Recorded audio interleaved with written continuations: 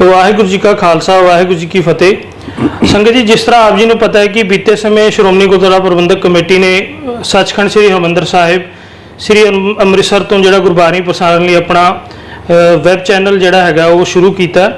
उस web channel का नाम SGPC श्री अमृतसर रखा गया है। तो बीते समय साढ़े ध्यान च आया कि कुछ जोड़े साढ़े साबका फौजी जो कि साढ़े सत्कारयोग है जिन्होंने देश कौम की सेवा की, असी उस चीज़ का सत्कार करते हैं। उन्होंने वालों एक बेलोड़ा जोड़ा विवाद वो खड़ा किया गया कि जोड़ा SGPC का लोगो जोड़ा है जोड़ा असी चैनल लिए वरत रहे हैं, जो श्रोमणी गुरुद्वारा प्रबंधक कमेटी का लोगो है वो लोगो कि RSS या भाजपा तो जोड़ा उन्होंने सिख संस्था ने लैके उन्होंने लोगो लाता। तो अज असी इस विषय पर जोड़ा विचार चर्चा करांगे तो असी लोगो के बारे जो समुचे तत्थ है तो ये किस तरह श्रोमणी गुरुद्वारा प्रबंधक कमेटी ने लोगो अडॉप्ट किया तो किवें ये पिछे भावना की हैगी है उस विषय पर गल करांगे।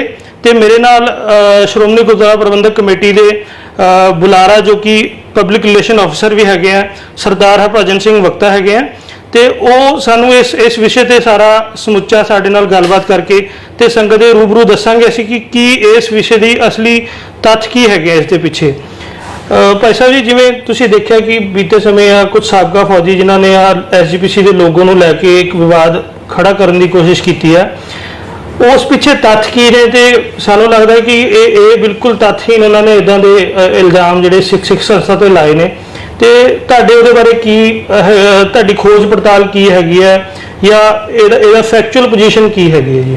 सब तो पहला देश विदेश की संगत नूं वाहिगुरू जी का खालसा वाहिगुरू जी की फतेह। देखो, जसकरण सिंह जिहड़ा 2 दिन पहला ही मेरे ख्याल नाल उन्होंने श्री अकाल तख्त साहिब ते एक मंग पत्र सौंपिया ते नाल उन्होंने अपने कोई सैटेलाइट चैनल बारे कोई गल कीती है। तो उस तो बाद जदों मीडिया नूं संबोधित हुंदे ने साडे सत्कारयोग वीर जिहड़े साबका फौजी ने, तो उन्होंने श्रोमणी गुरुद्वारा प्रबंधक कमेटी के उत्ते सवाल चुक्या कि जिहड़ा श्रोमणी कमेटी आ जदों ये अपना वैब चैनल चलाउंदी है जिहदे तो सचखंड श्री हरमंदर साहिब तो गुरबाणी प्रसारण किया जाता तो उहदे उपर जिहड़ा लोगो लगाउंदी है श्रोमणी गुरुद्वारा प्रबंधक कमेटी जिहड़ा RSS तो जां भारतीय जनता पार्टी तो लिया जाता, खास करके वो कमल दे फुल ते सवाल करते हैं।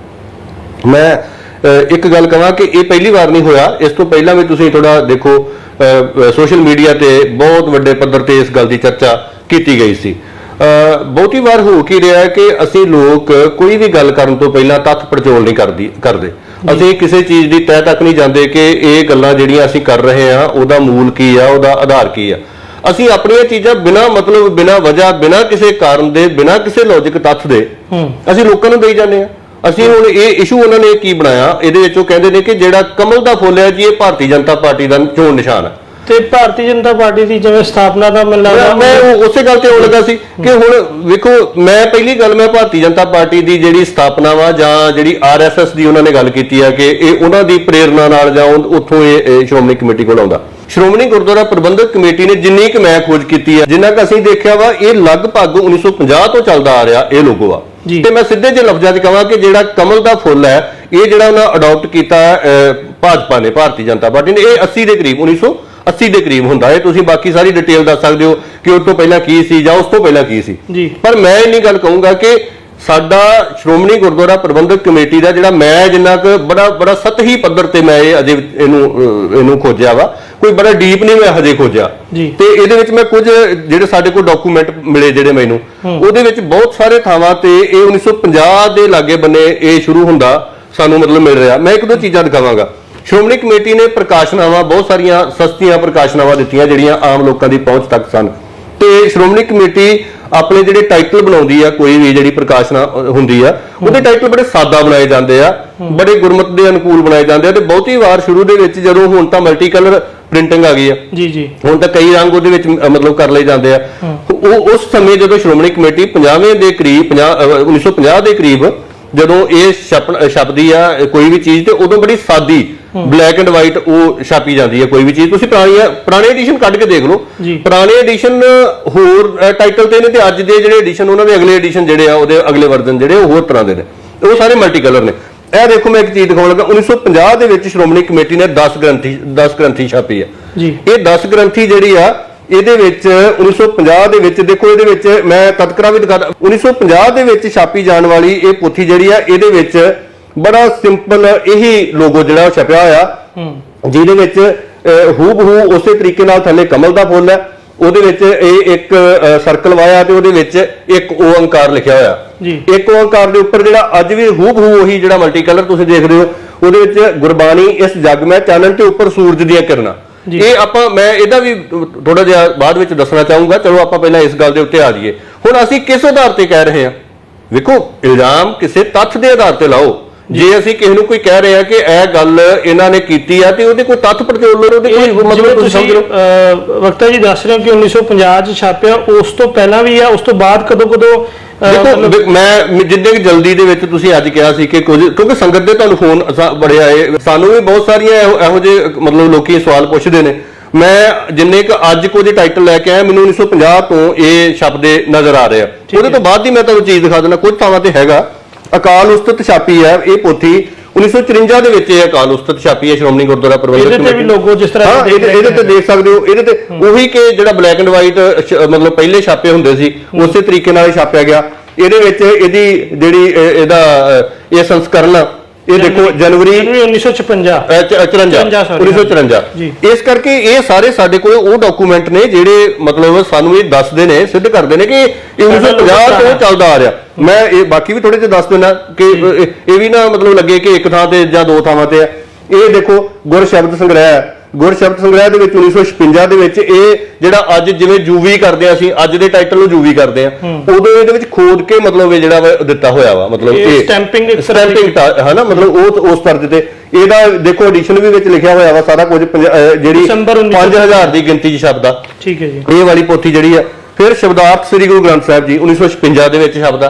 ਠੀਕ ਹੈ ਜੀ। ਅੱਛਾ, ਇਹ ਕੁਝ ਹੋਰ ਹੈਗੀਆਂ ਨੇ। ਗੁਰਮਤਿ ਪ੍ਰਕਾਸ਼ ਸਾਡਾ ਜਿਹੜਾ ਮੈਗਜ਼ੀਨ ਆ, ਇਹ ਗੁਰਮਤਿ ਪ੍ਰਕਾਸ਼ ਮੈਗਜ਼ੀਨ ਮੇਰੇ ਖਿਆਲ ਨਾਲ 1957 ਦੇ ਵਿੱਚ ਸ਼ੁਰੂ ਹੁੰਦਾ ਤੇ 57 ਦੇ ਵਿੱਚ ਸ਼ੁਰੂ ਹੋ ਕੇ 1962 ਦੇ ਵਿੱਚ ਉਹਦੇ ਟਾਈਟਲ ਤੇ ਇਹ ਲੋਗੋ ਦਿੱਤਾ ਜਾਂਦਾ। ਕਦੀ ਉਦੋਂ ਕਿਸੇ ਨੇ ਇਤਰਾਜ਼ ਨਹੀਂ ਕੀਤਾ। ਫਿਰ ਉਸ ਤੋਂ ਬਾਅਦ ਸਾਡੇ ਗੁਰਦੁਆਰਾ ਗਜ਼ਟ ਦੇ ਵਿੱਚ ਇਹ ਉਹਦੇ ਟਾਈਟਲ ਨੇ, ਉਹਦੇ ਵਿੱਚ ਸ਼ਬਦ ਆ। ਸੋ ਇਹ ਸਾਰੀਆਂ ਚੀਜ਼ਾਂ ਜਿਹੜੀਆਂ ਨੇ ਇਹ ਸਾਨੂੰ ਸਮੇਂ-ਸਮੇਂ ਤੇ ਇਹ ਸਾਰੀਆਂ ਸ਼ਬਦੀਆਂ ਰਹੀਆਂ ਨੇ। ਹੁਣ ਸਮੱਸਿਆ ਪਤਾ ਕੀ ਆ? ਅਸੀਂ ਬਿਨਾਂ ਕਿਸੇ ਪੜਚੋਲ ਤੋਂ ਹੀ ਅਸੀਂ ਇਸ਼ੂ ਬਣਾ ਦਿੰਦੇ, ਆਪਣੀਆਂ ਚੀਜ਼ਾਂ ਅਸੀਂ ਲੋਕਾਂ ਨੂੰ ਦੇਈ ਜਾ ਰਹੇ ਹਾਂ ਕਿ ਇਹ RSS ਦਾ ਵਾ, ਇਹ ਭਾਜਪਾ ਦਾ ਦੇ ਪ੍ਰੇਰਨਾ ਨਾਲ ਜਾਂ ਉਹਨਾਂ ਦੇ ਲੋਕਾਂ ਨੂੰ ਲੈ ਕੇ ਇਹ ਗੱਲ ਜਿਹੜੀ ਸ਼੍ਰੋਮਣੀ ਕਮੇਟੀ ਅੱਗੇ ਵਧਾ ਰਹੀ। ਇਹਦੇ ਪਿੱਛੇ ਜਦੋਂ ਸ਼੍ਰੋਮਣੀ ਕਮੇਟੀ ਨੇ ਇਹਨੂੰ ਅਡਾਪਟ ਕੀਤਾ, ਇਹਦੇ ਪਿੱਛੇ ਇੱਕ ਭਾਵਨਾ ਵੀ ਹੋਏਗੀ। ਬਿਲਕੁਲ ਇਹਦੇ ਪਿੱਛੇ ਉਹ ਜੇ ਸੰਗਤ ਨਾਲ ਅਸੀਂ ਕੁਝ ਸਾਂਝੀ ਕਰ ਸਕੀਏ ਵੀ ਇਹਦੇ ਪਿੱਛੇ ਗੁਰਮਤਿ ਦਾ ਸਿਧਾਂਤ ਕੀ ਹੈਗਾ ਲੋਗੋ ਦੇ ਪਿੱਛੇ। ਜਸਕਰਨ ਜੀ, ਦੋ ਤਿੰਨ ਚੀਜ਼ਾਂ ਨੇ। ਦੇਖੋ, ਮੈਂ ਨਾ ਇੱਕ ਗੱਲ ਪਹਿਲਾਂ, ਇਸ ਤੋਂ ਪਹਿਲਾਂ ਮੈਂ ਇੱਕ ਗੱਲ ਜ਼ਰੂਰ ਕਹਿਣੀ ਚਾਹੂੰਗਾ ਕਿ ਅਸੀਂ ਬਿਨਾਂ ਵਜ੍ਹਾ RSS ਨੂੰ ਮਤਲਬ ਉਹ ਪ੍ਰਚਾਰ ਭਾਵੇਂ ਨਹੀਂ ਕਰ ਰਹੇ ਹੋਣ ਲੋਕ, ਤੇ ਅਸੀਂ ਉਹਨਾਂ ਦਾ ਪ੍ਰਚਾਰ ਬਿਨਾਂ ਮਤਲਬ ਕਰੀ ਜਾ ਰਹੇ ਹਾਂ। ਮੈਂ ਕਿਸੇ ਸੰਸਥਾ ਨੂੰ ਮਾੜੀ ਨਹੀਂ ਕਹਿੰਦਾ, ਮੈਂ ਕਿਸੇ ਸੰਸਥਾ ਦੇ ਹੱਕ 'ਚ ਨਹੀਂ ਬੋਲਾਂਗਾ, ਪਰ ਮੈਂ ਇੰਨੀ ਗੱਲ ਜ਼ਰੂਰ ਕਹੂੰਗਾ, ਤੁਸੀਂ RSS ਨੂੰ ਕਿਉਂ ਪ੍ਰਚਾਰੀ ਜਾ ਰਹੇ ਹੋ? ਖੁਦ ਮਤਲਬ ਕਿਉਂ ਪ੍ਰਚਾਰ ਰਹੇ ਹੋ? ਇਹ ਅਸੀਂ ਲੋਕਾਂ ਨੇ ਆਪਣਾ ਸੁਭਾਅ ਬਣਾ ਲਿਆ ਕਿ ਅਸੀਂ ਇਹ ਕੋਈ ਨਾ ਕੋਈ ਇਦਾਂ ਦੀ ਕੰਟਰੋਵਰਸੀ ਪੈਦਾ ਕਰਨੀ ਆ, ਅਸੀਂ ਉਹਦੇ 'ਚ ਸੰਸਥਾ ਨੂੰ ਨੀਵਾਂ ਦਿਖਾਉਣਾ ਵਾ, ਉਹਦੇ 'ਚ ਭਾਵੇਂ ਸੰਸਥਾ ਦਾ ਮਲੀਆ ਮੇਟ ਅਸੀਂ ਕਰ ਦਈਏ। ਸਿੱਖ ਸੰਸਥਾ ਸ਼੍ਰੋਮਣੀ ਗੁਰਦੁਆਰਾ ਪ੍ਰਬੰਧਕ ਕਮੇਟੀ ਦੇ ਕੰਮਾਂ ਨੂੰ ਭੁੱਲ ਕੇ ਸ਼੍ਰੋਮਣੀ ਕਮੇਟੀ ਦੇ ਜਿਹੜੀ ਪ੍ਰਾਪਤੀਆਂ ਨੇ ਬੀਤੇ 'ਚ, ਕਿੱਡੀਆਂ ਵੱਡੀਆਂ ਪ੍ਰਾਪਤੀਆਂ ਨੇ, ਉਹਨਾਂ ਸਾਰੀਆਂ ਚੀਜ਼ਾਂ ਨੂੰ ਭੁੱਲ ਕੇ ਅਸੀਂ ਇੱਕ ਇਹੋ ਜਿਹਾ ਏਜੰਡਾ ਤੈਅ ਕਰ ਦਈਏ ਕਿ ਲੋਕੀ ਆਪਣੇ ਆਪ ਹੀ ਮਤਲਬ ਜਿਹੜਾ ਵਾ ਉਹ ਦੁਬਿਧਾ 'ਚ ਪੈ ਜਾਣ ਤੇ ਕੌਮ ਦੇ ਵਿੱਚ ਇੱਕ ਨਵੀਂ ਕਿਸਮ ਦਾ ਵਿਵਾਦ ਬਣ ਜੇ, ਜਿਹੜੇ ਅਸਲ ਮੁੱਦੇ ਨੇ ਉਹਨਾਂ ਵੱਲ ਧਿਆਨ ਹੀ ਨਾ ਜਾਏ। ਇਹ ਇਸ ਤਰ੍ਹਾਂ ਸਾਡਾ ਹੋ ਰਿਹਾ ਜੀ। ਇੱਕ ਚੀਜ਼ ਹੋਰ ਮੈਂ ਤੁਹਾਡੇ ਧਿਆਨ 'ਚ ਲਿਆਉਣਾ ਚਾਹਾਂਗਾ ਕਿ ਜਿਵੇਂ ਇਹਨਾਂ ਨੇ ਵੀ ਦੱਸਿਆ ਸੀ, ਇਹਦੇ ਪਿੱਛੇ ਲੋਗੋ ਦੇ ਪਿੱਛੇ ਭਾਵਨਾ ਕਿ ਉਹ ਵੀ ਦੱਸਦੇ ਆ। ਇਹ ਜਿਵੇਂ ਤੁਸੀਂ ਕੁਝ ਮੈਂ ਲੋਗੋ ਤੁਹਾਨੂੰ ਦਿਖਾ ਰਿਹਾ, ਤੁਸੀਂ ਇਹ ਲੋਗੋ ਦੇਖ ਸਕਦੇ ਹੋ। ਇਹਦੇ 'ਚ ਕੀ ਹੈ ਕਿ ਜਿਹੜੀ RSS ਦੀ ਸਥਾਪਨਾ ਹੈਗੀ ਆ ਉਹ ਸਤੰਬਰ 1925 ਦੇ ਨੇੜੇ ਤੇੜੇ ਹੁੰਦੀ ਹੈ, ਬਟ ਜਿਹੜੀ ਸ਼੍ਰੋਮਣੀ ਗੁਰਦੁਆਰਾ ਪ੍ਰਬੰਧਕ ਕਮੇਟੀ ਹੈ ਉਹ ਉਸ ਤੋਂ ਵੀ ਪੁਰਾਣੀ ਸੰਸਥਾ ਹੈਗੀ ਹੈ। ਇਹ ਲਗਭਗ ਨਵੰਬਰ 1920 ਦੇ ਵਿੱਚ ਜਿਹੜੀ ਸ਼੍ਰੀ ਅਕਾਲ ਤਖਤ ਸਾਹਿਬ ਦੀ ਸਥਾਪਨਾ ਹੋਈ। ਇੱਕ ਗੱਲ ਸ਼ਾਮਲ ਕਰੂੰਗਾ, ਤੁਸੀਂ ਬੜਾ ਵਧੀਆ ਮਤਲਬ ਇੱਕ ਉੱਥੇ ਗੱਲ ਲੈ ਆਂਦੀ ਆ ਜਿਹੜੀ, ਚਲੋ ਤੁਸੀਂ ਇਹ ਦੱਸਣਾ ਵਾ ਜੇ ਮੈਂ ਤੁਹਾਨੂੰ ਟੋਕਿਆ ਇਸ ਕਰਕੇ ਕਿ ਸ਼੍ਰੋਮਣੀ ਗੁਰਦੁਆਰਾ ਪ੍ਰਬੰਧਕ ਕਮੇਟੀ ਬਣਦੀ ਹੈ 1920 ਦੇ ਵਿੱਚ ਜੀ, RSS ਬਣਦੀ ਹੈ ਤੁਸੀਂ ਕਹਿ ਰਹੇ ਹੋ ਕਿ 1925 ਦੇ ਵਿੱਚ। ਹੁਣ ਮੈਨੂੰ ਲੱਗਦਾ ਕਿ ਹੋ ਸਕਦਾ ਕਿ ਸ਼੍ਰੋਮਣੀ ਗੁਰਦੁਆਰਾ ਪ੍ਰਬੰਧਕ ਕਮੇਟੀ ਦੇ ਜਥੇਬੰਦਕ ਢਾਂਚੇ ਤੋਂ ਸ਼੍ਰੋਮਣੀ ਗੁਰਦੁਆਰਾ ਪ੍ਰਬੰਧਕ ਕਮੇਟੀ ਤੋਂ ਬਾਅਦ ਜਿਹੜੀ ਉਪਜੀ ਲਹਿਰ ਸੀ ਸ਼੍ਰੋਮਣੀ ਕਮੇਟੀ ਨੂੰ ਸਥਾਪਨਾ ਕਰਨ ਲਈ, ਉਹਦੇ ਤੋਂ ਜਾਂ ਸ਼੍ਰੋਮਣੀ ਕਮੇਟੀ ਨੇ ਜਦੋਂ ਇੱਕ ਸੰਗਠਿਤ ਰੂਪ ਵਿੱਚ ਅੱਗੇ ਵਧਣਾ ਚਾਹਿਆ 1920 ਤੋਂ ਬਾਅਦ, ਤੇ ਇਹਦੇ ਤੋਂ ਹੋ ਸਕਦਾ ਪ੍ਰਭਾਵਿਤ ਹੋ ਕੇ ਉਹਨਾਂ ਨੇ ਆਪਣੀ ਜਥੇਬੰਦੀ ਕਾਇਮ ਕਰ ਲਈ ਹੋਏ, ਜਾਂ ਕੋਈ ਹੋਰ ਮਤਲਬ ਜਿਹੜਾ ਵਾ ਉਹ ਤੋਂ ਬਾਅਦ ਵਾਲਾ ਕੋਈ ਵੀ ਲਹਿਰ ਚੱਲਦੀ ਆ ਉਹ ਤਾਂ ਪਿੱਛੇ ਪਹਿਲੀਆਂ ਲਹਿਰਾਂ ਤੋਂ ਪ੍ਰਭਾਵਿਤ ਹੋ ਕੇ ਵੀ ਇਹਨਾਂ ਨੇ ਤਾਂ ਆਪਣਾ ਕੰਮ ਜਥੇਬੰਦਕ ਢੰਗ ਨਾਲ ਸ਼ੁਰੂ ਕਰ ਲਿਆ। ਜੀ। ਅਸੀਂ ਵੀ ਕੋਈ ਇਦਾਂ ਦਾ ਕੰਮ ਕਰੀਏ, ਹੋ ਸਕਦਾ ਇਦਾਂ ਵੀ ਹੋਏ, ਤੁਸੀਂ ਮੇਰੇ ਖਿਆਲ ਨਾਲ ਬਿਲਕੁਲ ਸਹੀ ਗੱਲ ਹੈ ਤੁਹਾਡੀ, ਇਹ ਵੀ ਹੋ ਸਕਦਾ ਹੈ। ਇਹ ਸੰਗਤ ਜੀ ਜਿੱਦਾਂ ਤੁਸੀਂ ਦੇਖ ਰਹੇ ਹੋ ਕਿ ਸਥਾਪਨਾ ਜਿਹੜੀ ਆਰਐਸਐਸ ਦੀ 1925 ਚ ਹੁੰਦੀ ਹੈ, ਉਸ ਤੋਂ ਬਾਅਦ ਜਦੋਂ ਉਹਨਾਂ ਦੇ ਪੋਲੀਟੀਕਲ ਵਿੰਗ ਜਿਹੜੇ ਉਸ ਆਈਡੀਓਲੋਜੀ ਦੇ ਸਟੈਬਲਿਸ਼ ਹੁੰਦੇ ਆ, 1951 ਚ ਜਨਸੰਘ ਸਥਾਪਿਤ ਹੁੰਦਾ ਹੈ, ਜਦੋਂ ਉਹਨਾਂ ਦਾ ਜਿਹੜਾ ਪਾਰਟੀ ਸਿੰਬਲ ਹੈ ਇੱਕ ਦੀਵਾ ਹੈਗਾ, ਜਿਹੜਾ ਅਰਦਨ ਲੈਂਪ ਕਹਿ ਲਈਏ, ਜਾਂ ਇਸੇ ਤਰ੍ਹਾਂ 77 ਚ ਜਨਸੰਘ ਤੋਂ ਜਨਤਾ ਪਾਰਟੀ ਬਣ ਜਾਂਦੀ ਹੈ। ਫਿਰ ਇੱਕ ਕਿਸਾਨ ਦੇ ਮੋਢੇ ਤੇ ਹਾਲ ਤੇ ਉਹਨੂੰ ਸਰਕਲ ਲੱਗਿਆ, ਤੇ ਜਿਹੜੀ ਭਾਜਪਾ ਹੈਗੀ ਹੈ ਉਹ 1980 ਚ ਬਣਦੀ, ਜਦੋਂ ਉਹਨਾਂ ਨੇ ਲੋਗੋ ਅਡਾਪਟ ਕੀਤਾ। ਬਟ ਜਿਹੜਾ ਸਾਡੀ ਸਿੱਖ ਸੰਸਥਾ ਦਾ ਲੋਗੋ ਹੈਗਾ, ਉਹ ਇਸ ਤੋਂ ਕਿਤੇ ਘੱਟੋ ਘੱਟ 3 ਦਹਾਕੇ ਪਹਿਲਾਂ ਜਿਹੜਾ ਸਾਡੇ ਕੋਲ ਹੁਣ ਤੱਕ ਸਾਡੀ ਪਹਿਲੀ ਪੜਤਾਲ 'ਚ ਸਾਹਮਣੇ ਆਇਆ। ਤੇ ਇਹ ਸੰਗਤ ਨੂੰ ਅਸੀਂ ਬੇਨਤੀ ਕਰਨਾ ਚਾਹਾਂਗੇ ਕਿ ਇਹ ਜਿਹੜਾ ਕੁਝ ਇਸ ਤਰ੍ਹਾਂ ਦਾ ਗੁੰਮਰਾਹਕੁਨ ਪ੍ਰਚਾਰ ਜਿਹੜਾ ਸਿੱਖ ਸੰਸਥਾ ਦੇ ਵਿਰੋਧ 'ਚ ਹੁੰਦਾ, ਉਹਦੇ ਤੇ ਬੇਲੋੜਾ ਅਸੀਂ ਮਤਲਬ ਨਾ ਧਿਆਨ ਦਈਏ। ਤੇ ਸਾਡੀ ਉਹਨਾਂ ਭਰਾਵਾਂ ਨੂੰ ਵੀ ਜਿਹੜੇ ਸਾਡੇ ਜਿਨ੍ਹਾਂ ਨੇ ਵਿਵਾਦ ਖੜਾ ਕੀਤਾ, ਉਹਨਾਂ ਨੂੰ ਵੀ ਬੇਨਤੀ ਹੈ ਕਿ ਤੁਸੀਂ ਸਾਡੇ ਸਤਿਕਾਰਯੋਗ ਹੋ, ਵੀ ਇਦਾਂ ਦੇ ਕੋਈ ਵੀ ਜਦੋਂ ਤੁਸੀਂ ਸਿੱਖ ਸੰਸਥਾ ਨੂੰ ਟਾਰਗੇਟ ਕਰਨਾ, ਘੱਟੋ ਘੱਟ ਆਪਣਾ ਜਿਹੜੀ ਹੋਮਵਰਕ ਹੈਗਾ ਉਹ ਪੂਰਾ ਪ੍ਰੋਪਰ ਕਰਕੇ ਆਓ। ਤੇ ਹੁਣ ਮੈਂ ਵਕਤਾ ਜੀ ਨੂੰ ਬੇਨਤੀ ਕਰਾਂਗਾ ਕਿ ਜਿਹੜੀ ਸਾਡੇ ਲੋਗੋ ਦੇ ਪਿੱਛੇ ਭਾਵਨਾ ਹੈਗੀ ਹੈ, ਤੁਸੀਂ ਉਹਦਾ ਗੁਰਮਤ ਸਿਧਾਂਤ ਕੀ ਹੈਗਾ, ਤੇ ਸੰਗਤ ਨੂੰ ਅਸੀਂ ਉਹ ਵੀ ਥੋੜਾ ਜਿਹਾ ਚਾਨਣ ਇਸ ਸੰਬੰਧ ਚ ਪਾ ਦਈਏ। ਜਿਸ ਕਾਰਨ ਇਹਦੇ ਵਿੱਚ 2-3 ਚੀਜ਼ਾਂ ਨੇ। ਦੇਖੋ, ਜਿਹੜਾ ਲੋਗੋ ਆ ਇਹ ਪਛਾਣ ਸਿੰਬਲ ਵਜੋਂ ਇੱਕ ਚਰਚਿਤ ਪਛਾਣ ਬਣ ਜਾਂਦੀ। ਹੁਣ ਅਸਾਂ ਸ਼੍ਰੋਮਣੀ ਗੁਰਦੁਆਰਾ ਪ੍ਰਬੰਧਕ ਕਮੇਟੀ ਦਾ ਵੈਬ ਚੈਨਲ ਸ਼ੁਰੂ ਕੀਤਾ, ਉਹਦੇ ਵਿੱਚ ਅਸੀਂ ਮੋਟਾ ਕਰਕੇ ਕਿਤੇ ਸ਼੍ਰੋਮਣੀ ਗੁਰਦੁਆਰਾ ਪ੍ਰਬੰਧਕ ਕਮੇਟੀ ਲਿਖਦੇ ਰਹੀਏ, ਉਹ ਮਤਲਬ ਇੱਕ ਅਲੱਗ ਕਿਸਮ ਦੀ ਜਿਹੜੀ ਆ ਭਾਵਨਾ ਜਿਹੜੀ ਆ ਉਹ ਪ੍ਰਗਟਾਏਗਾ। ਪਰ ਜਦੋਂ ਅਸੀਂ ਕਿਸੇ ਚੀਜ਼ ਨੂੰ ਇੱਕ ਸਿੰਬਲ ਵਜੋਂ ਦਵਾਂਗੇ ਕਿ ਮਤਲਬ ਇਹ ਸਿੰਬਲ ਹੈ ਇਸ ਚੀਜ਼ ਦਾ, ਉਹ ਆਇਡੈਂਟੀਟੀ ਬਣ ਜਾਂਦੀ, ਪਛਾਣ ਬਣ ਜਾਂਦੀ ਆ। ਉਹ ਪਛਾਣ ਫਿਰ ਲੋਕਾਂ ਦੇ ਇੱਥੇ ਜ਼ਿਹਨ ਦੇ ਵਿੱਚ, ਦਿਮਾਗ ਦੇ ਵਿੱਚ ਪੱਕੀ ਘਰ ਕਰ ਜਾਂਦੀ ਆ। ਇਹ ਲੋਗੋ ਦੀ ਭਾਵਨਾ ਵੀ ਇਦਾਂ ਦੀ ਹੁੰਦੀ ਹੈ ਕਿ ਥੋੜੀ ਚੀਜ਼ ਦੇ ਵਿੱਚ ਇੱਕ ਚਿੰਨ੍ਹ ਦੇ ਰੂਪ ਦੇ ਵਿੱਚ ਲੋਕਾਂ ਦੇ ਅੰਦਰ ਉੱਕਰ ਦਿੱਤੀ ਜਾਏ ਗੱਲ ਕਿ ਜੇ ਸ਼੍ਰੋਮਣੀ ਗੁਰਦੁਆਰਾ ਪ੍ਰਬੰਧਕ ਕਮੇਟੀ ਲਿਖਣ ਦੀ ਲੋੜ ਨਹੀਂ, ਜੇ ਇਹ ਲੋਗੋ ਹੀ ਮੂੰਹ ਉੱਤੇ ਲੱਗ ਗਈ ਤੇ ਆਪਣੇ ਆਪ ਦੇ ਵਿੱਚ ਹੀ ਅੰਡਰਸਟੂਡ ਆ ਕਿ ਇਹ ਚੀਜ਼ ਮਤਲਬ ਜਿਹੜੀ ਲੋਕਾਂ ਨੂੰ ਪਤਾ ਕਿ ਸ਼੍ਰੋਮਣੀ ਗੁਰਦੁਆਰਾ ਪ੍ਰਬੰਧਕ ਕਮੇਟੀ ਵੱਲੋਂ ਪ੍ਰਮਾਣਿਤ ਆ। ਇਹਦੇ ਵਿੱਚ ਦੇਖੋ, ਜਦੋਂ ਇਹ ਬਣਾਇਆ ਗਿਆ, ਇਹਦੇ ਵਿੱਚ 3-4 ਚੀਜ਼ਾਂ ਮੈਂ ਜ਼ਰੂਰ ਕਹਾਂਗਾ। ਸਭ ਤੋਂ ਪਹਿਲਾਂ ਸਾਡਾ ਜਿਹੜਾ ਗੁਰਮਤਿ ਫਿਲਾਸਫੀ ਦਾ ਜਿਹੜਾ ਮੁੱਢ ਆ ਉਹ ਕੀ ਆ, ਇੱਕ ਓੰਕਾਰ, ਜਿਹੜਾ ਸ੍ਰੀ ਗੁਰੂ ਨਾਨਕ ਦੇਵ ਜੀ ਨੇ ਸਾਨੂੰ ਦਿੱਤਾ।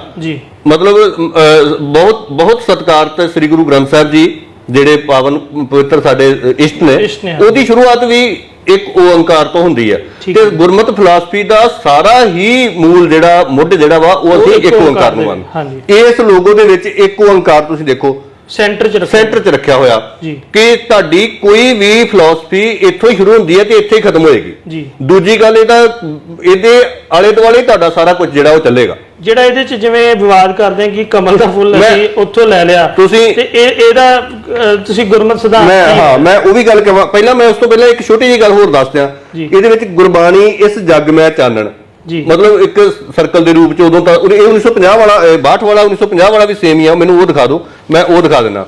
ਇਹ 1950 ਵਾਲੇ ਦੇ ਵਿੱਚ ਵੀ ਉਹ ਚੀਜ਼ ਆ, ਤੁਸੀਂ ਦਿਖਾ ਦਿਓ। ਇਹ ਗੁਰਬਾਣੀ ਇਸ ਜੱਗ ਮੈਂ ਚਾਨਣ, ਗੁਰਬਾਣੀ ਨੂੰ ਆਦਰਸ਼ ਮੰਨਿਆ ਇਸ ਸਿੰਬਲ ਦੇ ਵਿੱਚ, ਇਸ ਲੋਗੋ ਦੇ ਵਿੱਚ। ਗੁਰਬਾਣੀ ਦਾ ਚਾਨਣ ਹੀ ਮਨੁੱਖਤਾ ਦੀ ਸੋਚ ਨੂੰ ਰਚਨਾਏਗਾ ਤੇ ਉੱਪਰ ਸੂਰਜ ਵਾਂਗੂ ਕਿਰਨਾਂ ਦੇਤੀਆਂ। ਹੁਣ ਤੁਸੀਂ ਰੋਸ਼ਨੀ ਦਾ ਪ੍ਰਤੀਕ ਹੈ। ਤੇ ਅਗਲੀ ਗੱਲ, ਸ਼੍ਰੋਮਣੀ ਗੁਰਦੁਆਰਾ ਪ੍ਰਬੰਧਕ ਕਮੇਟੀ ਸੰਖੇਪ ਦੇ ਵਿੱਚ ਉਹਦਾ ਪਹਿਲਾ ਅੱਖਰ ਤੇ ਨਾਲ ਉਹਦੇ ਲਾ ਕੇ ਡਾਟ ਲਾ ਕੇ ਇਹ ਦਿੱਤਾ ਸ੍ਰੀ ਅੰਮ੍ਰਿਤਸਰ। ਸੋ ਇਹ ਸਾਰੀ ਪਛਾਣ ਵਜੋਂ ਬਣਾ ਦਿੱਤਾ ਗਿਆ। ਹੁਣ ਤੁਸੀਂ ਗੱਲ ਮੈਨੂੰ ਜਿਹੜੀ ਪੁੱਛੀ ਸੀ ਕਿ ਕਮਲ ਦੇ ਫੁੱਲ ਦਾ ਕੀ ਮਾਮਲਾ, ਦੇਖੋ ਕਮਲ ਦਾ ਫੁੱਲ ਗੁਰਬਾਣੀ ਵਿੱਚ ਬਹੁਤ ਵਾਰ ਕਮਲ ਦੇ ਫੁੱਲ ਬਾਰੇ ਵਿਚਾਰ ਆਏ ਨੇ। ਮੈਂ ਇੱਕ ਗੱਲ ਸਿਰਫ ਕਹੂੰਗਾ, ਸਿੱਧ ਗੋਸ਼ਟ ਬਾਣੀ ਸ੍ਰੀ ਗੁਰੂ ਨਾਨਕ ਦੇਵ ਜੀ ਦੀ ਬਾਣੀ ਆ। ਸਿੱਧ ਗੋਸ਼ਟ ਬਾਣੀ ਜਿਹੜੀ ਆ ਉਹਦੇ ਵਿੱਚ ਸਿੱਧਾਂ ਦੇ ਨਾਲ ਜਿਹੜੇ ਸਵਾਲ ਜਵਾਬ ਨੇ ਉਹ ਸ੍ਰੀ ਗੁਰੂ ਨਾਨਕ ਦੇਵ ਜੀ ਨੇ ਬੜੇ ਬਖੂਬੀ ਉਹਨਾਂ ਦੇ ਉੱਤਰ ਦਿੱਤੇ ਆ ਤੇ ਦਾਰਸ਼ਨਿਕ ਕਿਸਮ ਦੇ ਨੇ। ਮਤਲਬ ਫਿਲਾਸਫੀ ਉਹਦੇ ਵਿੱਚ ਬੜੀ ਡੂੰਘੀ ਫਿਲਾਸਫੀ ਆ, ਐਗਜ਼ਾਮਪਲ ਸੈੱਟ ਕੀਤੀ ਆ। ਉਹਦੇ ਵਿੱਚ ਉਹ ਜਵਾਬ ਦਿੰਦੇ ਆ, ਕਹਿੰਦੇ ਨੇ ਕਿ ਮਤਲਬ ਗੁਰੂ ਸਾਹਿਬ ਦੱਸਦੇ ਨੇ ਕਿ ਜੈਸੇ ਜਲ ਮੇਂ ਕਮਲ ਨਿਰਾਲਮ, ਮਤਲਬ ਜਿਸ ਤਰੀਕੇ ਦੇ ਨਾਲ ਪਾਣੀ ਦੇ ਵਿੱਚ ਕਮਲ ਉੱਗਦਾ ਵਾ ਤੇ ਪਾਣੀ ਦੇ ਵਿੱਚ ਕਮਲ ਉੱਗਣ ਤੋਂ ਬਾਅਦ ਉਹਦੇ ਤੋਂ ਨਿਰਲੇਪ ਰਹਿੰਦਾ ਵਾ, ਉਹਦੇ ਤੋਂ ਬਾਹਰ ਵੱਖਰਾ ਰਹਿੰਦਾ ਵਾ। ਮਤਲਬ ਇਸੇ ਤਰੀਕੇ ਨਾਲ ਅਗਲੀ ਉਦਾਹਰਨ ਇੱਕ ਹੋਰ ਦਿੰਦੇ, ਮੁਰਗਾਈ ਨਿਸ਼ਾਨ ਹੈ ਵੀ ਜਿਵੇਂ ਇੱਕ ਮੁਰਗਾਈ ਜਿਹੜੀ ਉਹ ਪਾਣੀ ਦੇ ਵਿੱਚ ਜਾਂਦੀ ਹੈ, ਪਾਣੀ 'ਚ ਜਾ ਕੇ ਉਹ ਆਪਣੇ ਆਪ ਦੇ ਉਹਦੇ ਖੰਭ ਨਹੀਂ ਭੇਜਦੇ। ਤੁਸੀਂ ਦੇਖੋ ਜੇ ਡੁਬਕੀ ਲਾਉਂਦੀ ਵੀ ਹੈ ਤੇ ਉਹ ਬਾਹਰ ਆਉਂਦੀ ਹੈ ਤੇ ਉਦਾਂ ਦੇ ਉਦਾਂ ਰਹਿੰਦੇ ਆ, ਉੱਡ ਸਕਦੀ ਹੈ।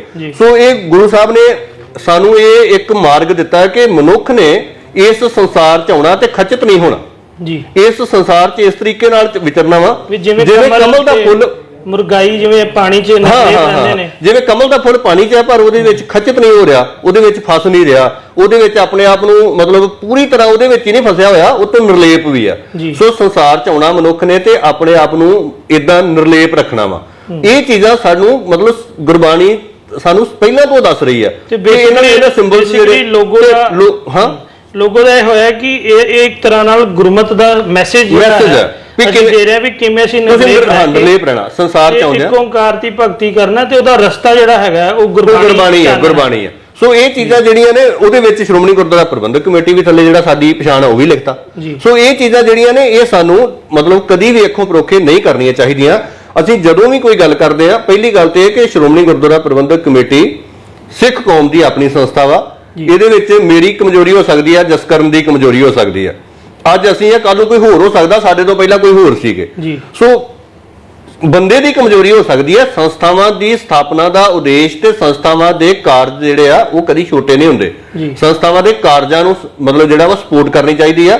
ਜੇ ਕਿਤੇ ਕਮੀ ਪੇਸ਼ੀ ਹੈ, ਕਮਜ਼ੋਰੀ ਹੈ ਤੇ ਉਹ ਸੰਸਥਾ ਦੇ ਅਧਿਕਾਰੀਆਂ ਨੂੰ ਜਾਂ ਮਾਨਯੋਗ ਪ੍ਰਧਾਨ ਸਾਹਿਬ ਸਾਡੇ ਐਡਵੋਕੇਟ ਹਰਜਿੰਦਰ ਸਿੰਘ ਧਾਮੀ ਸਾਹਿਬ ਮੌਜੂਦਾ ਪ੍ਰਧਾਨ ਨੇ, ਬੜੇ ਵਧੀਆ ਇਨਸਾਨ ਨੇ, ਉਹਨਾਂ ਨੂੰ ਆ ਕੇ ਤੁਸੀਂ ਨਿੱਜੀ ਤੌਰ ਤੇ ਮਿਲ ਕੇ ਦੱਸ ਦਿਓ ਕਿ ਇਹ ਕਮਜ਼ੋਰੀ ਹੈ। ਪਰ ਬਿਨਾਂ ਮਤਲਬ ਵਿਵਾਦ ਖੜਾ ਕਰ ਦੇਣਾ, ਯਾਰ ਇਹ ਕਿੱਧਰ ਦੀ ਸਿਆਣਪ ਆ, ਇਹ ਕਿੱਧਰ ਦੀਆਂ ਮਤਲਬ ਜਿਹੜੀਆਂ ਸਾਡੀਆਂ ਬੁੱਧੀਮਾਨਤਾ ਵਾ ਸਾਡੀ। ਦੇਖੋ ਲੋਕੀ ਕੱਲ ਨੂੰ ਕਹਿਣਗੇ ਕਿ ਇਹਨਾਂ ਨੇ ਮਤਲਬ ਪੜ੍ਹਿਆ ਹੀ ਕੁਝ ਨਹੀਂ, ਇਹ ਆਪੇ ਹੀ ਸਾਰਾ ਕੁਝ ਲੋਕਾਂ ਨੂੰ ਦੇਈ ਜਾਂਦੇ ਆ। ਸੋ ਇਹ ਚੀਜ਼ਾਂ ਜਿਹੜੀਆਂ ਨੇ ਸਾਨੂੰ ਜ਼ਰੂਰ ਸੋਚਣੀਆਂ ਸਮਝਣੀਆਂ ਪੈਣਗੀਆਂ, ਮਤਲਬ ਮੈਂ ਸਮਝ ਗਿਆ। ਹਾਂ, ਅਸੀਂ ਵਿਵਾਦ ਨਾ ਖੜੇ ਕਰੀਏ। ਸੋ ਸੰਗਤ ਜੀ, ਇਹ ਜਿਸ ਤਰ੍ਹਾਂ ਅੱਜ ਤੁਹਾਨੂੰ ਅਸੀਂ ਸਾਰਾ ਲੋਗੋ ਦੇ ਪਿੱਛੇ ਦੱਸਿਆ ਕਿ ਕਿਸ ਤਰ੍ਹਾਂ ਇਹ ਕਿੰਨਾ ਪੁਰਾਣਾ ਸਾਡਾ ਲੋਗੋ ਹੈਗਾ, ਤੇ ਸਾਡੀ ਬੇਨਤੀ ਇਹ ਹੈ ਕਿ ਵੀ ਬਿਨਾਂ ਵਜ੍ਹਾ ਜਿਹੜੇ ਇਸ ਤਰ੍ਹਾਂ ਦੇ ਵਿਵਾਦ ਜਿਹੜੇ ਨਾ ਖੜੇ ਕੀਤੇ ਜਾਣ। ਤੇ ਅਸੀਂ ਆਸ ਕਰਦੇ ਹਾਂ ਕਿ ਤੁਹਾਨੂੰ ਸਾਡੀ ਇਨਫੋਰਮੇਸ਼ਨ ਜਿਹੜੀ ਅਸੀਂ ਅੱਜ ਦਿੱਤੀ ਹੈ ਤੁਸੀਂ ਉਹ ਤੋਂ ਸੰਤੁਸ਼ਟ ਹੋਏ ਹੋਵੋਗੇ, ਤੇ ਤੁਸੀਂ ਵੱਧ ਤੋਂ ਵੱਧ ਇਸ ਸਾਡੀ ਵੀਡੀਓ ਨੂੰ ਲਾਈਕ ਸ਼ੇਅਰ ਤੇ ਸਾਡੇ ਜਿਹੜੇ ਅਧਿਕਾਰਤ ਚੈਨਲ ਅਸੀਂ HGPC ਦੇ ਗੁਰਬਾਣੀ ਪ੍ਰਸਾਰਣ ਲਈ ਜਾਰੀ ਕੀਤੇ ਆ, ਤੁਸੀਂ ਉਹਨਾਂ ਨਾਲ ਵੀ ਜੁੜੋ ਤਾਂ ਕਿ ਤੁਸੀਂ ਜਿਹੜਾ ਗੁਰਬਾਣੀ ਦਾ ਜਿਹੜਾ ਪ੍ਰਸਾਰ ਹੈਗਾ, ਪ੍ਰਚਾਰ ਪ੍ਰਸਾਰ ਉਹ ਸਮੁੱਚੇ ਵਿਸ਼ਵ 'ਚ ਹੁੰਦਾ ਰਹੇ। ਤੇ ਸਾਨੂੰ ਅੱਜ ਦੇ ਲਈ ਆਗਿਆ ਦਿਓ। ਵਾਹਿਗੁਰੂ ਜੀ ਕਾ ਖਾਲਸਾ, ਵਾਹਿਗੁਰੂ ਜੀ ਕੀ ਫਤਿਹ।